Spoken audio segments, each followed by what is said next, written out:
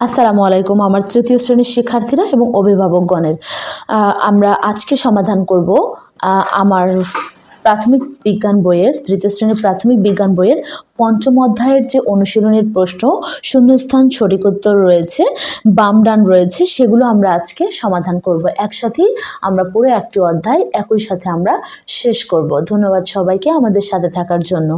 তো চলো আমরা একসাথে সমাধান করি। প্রথমে আমরা বইয়ে দেখতে পাচ্ছি সঠিক উত্তর রয়েছে, পৃষ্ঠা নাম্বার হলো এটার 59, 59 হলো পৃষ্ঠা নাম্বার। প্রথমটা হলো সঠিক উত্তরে টিক চিহ্ন দিই।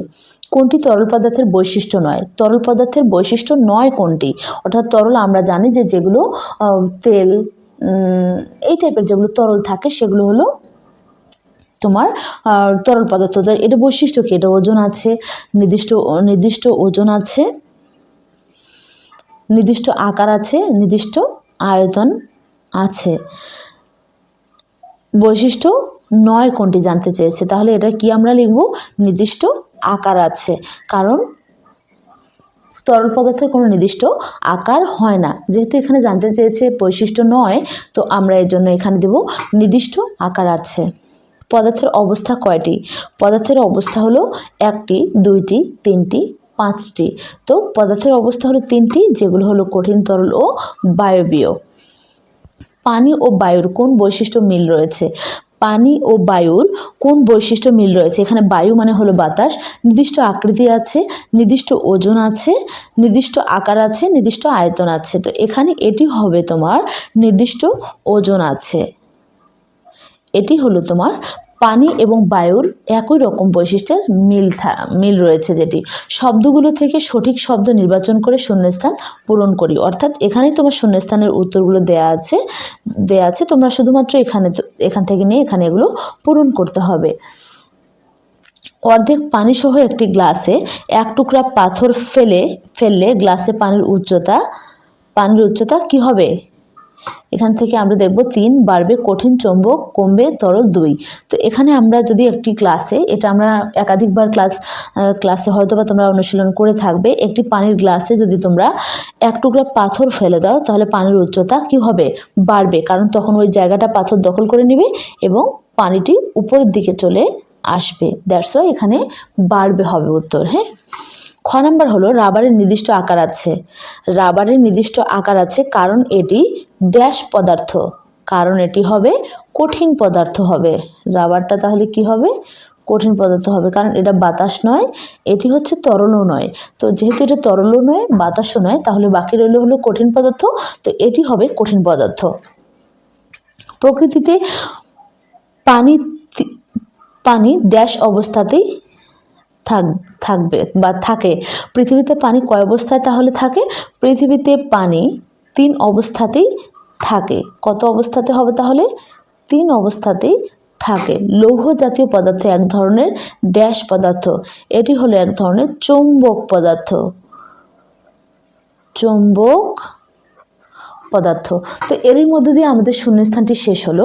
শূন্যস্থানটা শেষ হওয়ার পর আমরা এখন যেটি করব, বাম ডান আমরা মিল করব। তুলা গোলাকার, চৌম্বক পদার্থ কঠিন, বিকর্ষণ, ওজন কম। তাহলে তুলাতে আমরা জানি যে তুলার ওজন কম, তো সেজন্য এটার সাথে হবে এটি। তোমরা আমার সাথে দেখে ভালোভাবে মিলিয়ে নিতে পারো। তো বরফ কোন গোলাকার, চৌম্বক পদার্থ কঠিন, বিকর্ষণ। তো বরফটা হবে মূলত তোমাদের কঠিন পদার্থ হবে। দুটি চুম্বকের দক্ষিণ মেরু কি করে? বিকর্ষণ করে। একই মেরু কখনো মেলে না। উত্তরকে দক্ষিণ লাগবে, দক্ষিণকে উত্তর লাগবে, তাহলে এই মেরু দুটি মিলবে। ফুটবল কেমন? ফুটবল হলো গোলাকার দেখতে। লোহা হচ্ছে কি ধরনের পদার্থ? আমরা একটু আগে পড়েছি, লোহা হলো চৌম্বক পদার্থ। তো এরই মধ্য দিয়ে আমাদের এই ছকটিও শেষ হলো। তো আমরা এখন করব যেটি, আমরা এখানকার রচনামূলক আর সংক্ষিপ্ত প্রশ্নগুলোর উত্তর দেব। চলো একসাথে আমরা এগুলোর উত্তর দিই। তো প্রথম প্রশ্নটি রয়েছে এখানে, অচৌম্বক পদার্থ বলতে কি বোঝায়?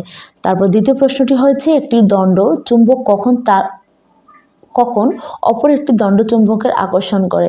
বেলুনের মুখ দিয়ে ফু দিয়ে বেলুন ফুলে যায় কেন? বর্ণনামূলক প্রশ্ন হচ্ছে দৈনন্দিন জীবনে ব্যবহার করি এমন 3টি বস্তুর নাম এবং তাদের দায়িত্বশীল ব্যবহার লিখো। উপরের ছবিতে যেসব পদার্থ দেওয়া আছে তার তালিকা করি এবং পদার্থের অবস্থার উপর ভিত্তি করে শ্রেণীকরণ করি। তো চলো আমরা এগুলো একটি একটি করে প্রশ্নের সমাধান করব।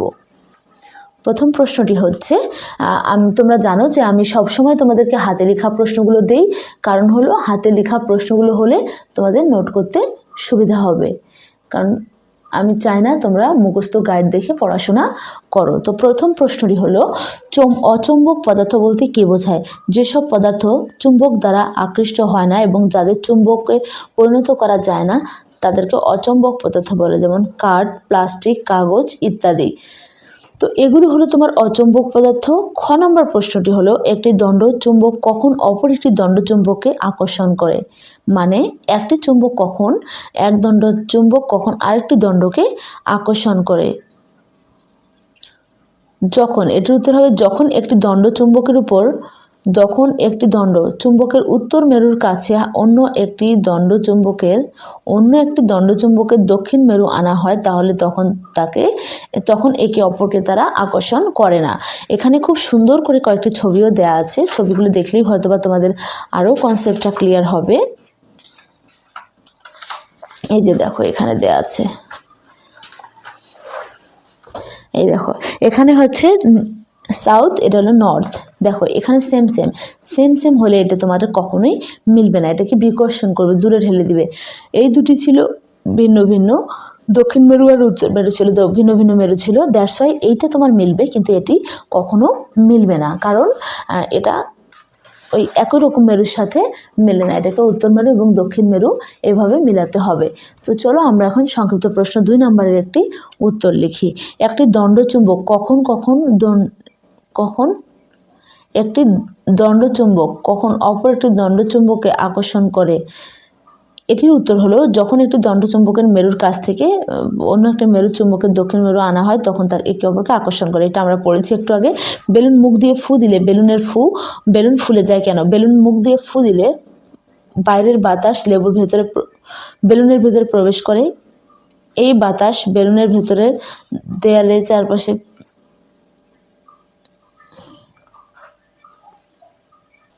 দুঃখিত, এই প্রশ্নটি আমি আবারও পড়িয়ে শোনাচ্ছি। বেলুন মুখ দিয়ে ফু দিলে বাইরের বাতাস বেলুনের ভেতর প্রবেশ করে, এই বাতাস বেলুনের ভেতরের দেয়াল চারপাশ থেকে চাপ দেয়, যার ফলে বেলুনটি ফুলে যায়। তাহলে আমরা বাইরের বাতাস যেহেতু ভিতরে যখন ঢুকতে পারে না, তখন কিন্তু এভাবে একটা চাপের সৃষ্টি হয় এবং এভাবে করেই কিন্তু তোমাদের এইভাবে করে দৈনন্দিন জীবনে ব্যবহার করি। ওকে, এই প্রশ্নটি আমাদের 5 নং অধ্যায়ের রচনামূলক প্রশ্ন। দৈনন্দিন জীবনে ব্যবহার করি এরূপ 3টি বস্তুর নাম ও তাদের দায়িত্বশীল ব্যবহার লিখি। তো প্রথম উত্তরটি হলো 3টি বস্তুর দায়িত্বশীল ব্যবহার লিখি। পানি, প্রয়োজন ছাড়া কল ছেড়ে রাখবো না। বিদ্যুৎ, ঘর থেকে বের হওয়ার সময় লাইট ও ফ্যানের সুইচ বন্ধ করব। কাগজের উভয় পিঠ ব্যবহার করব এবং অকারণে কাগজ ছিঁড়ে নষ্ট করব না। এটাই হলো তোমার 1 নম্বর প্রশ্নের উত্তর। তাহলে দৈনন্দিন জীবনে ব্যবহার করে 3টি বস্তুর নাম লিখো। এখানে আমি 3টির নাম লিখেছি, তোমরা চাইলে এগুলো ভর্তি বদলায় দিতে পারো। যেমন পানি, বিদ্যুৎ, কাগজ আমি লিখেছি, তোমরা পরবর্তীতে এখান থেকে ভালোভাবে নোট করে নেবে। এবার আসলো খ নম্বর প্রশ্ন উত্তর। খ নম্বর হচ্ছে পদার্থের অবস্থার উপর ভিত্তি করে পদার্থকে 3 ছকে দেখানো হলো। কঠিন পদার্থ, তরল পদার্থ, বায়বীয় পদার্থ। কঠিন পদার্থ হলো পুতুল, ফ্যান, মার্বেল, বই, পাথর, কাচের বয়াম, ছুরি। এদিকে তরল পদার্থ হলো ভোজ্য তেল, গ্লাসের পানি, ফলের রস। অর্থাৎ যেগুলো তরল সেগুলো কিন্তু এখানে আমরা সহজেই ফাইন্ড আউট করতে পারছি। বায়বীয় পদার্থ মানে যেটা বাতাস, ফু দিয়ে বাতাস বের করা যায়। গেপতলির মুখ থেকে কেতলির মুখ দিয়ে বের হওয়া জলীয় বাষ্প, রান্নার হাঁড়ি থেকে ওঠা ভাপ। অর্থাৎ বাতাসটাই মূলত তো বায়বীয় পদার্থ। তো এখানে যেগুলো ভাপ, তারপর ফু দেওয়া, রান্নার হাঁড়ি থেকে ওঠা ধোঁয়া, এগুলোই মূলত তোমাদের বায়বীয় পদার্থ। ধন্যবাদ সবাইকে।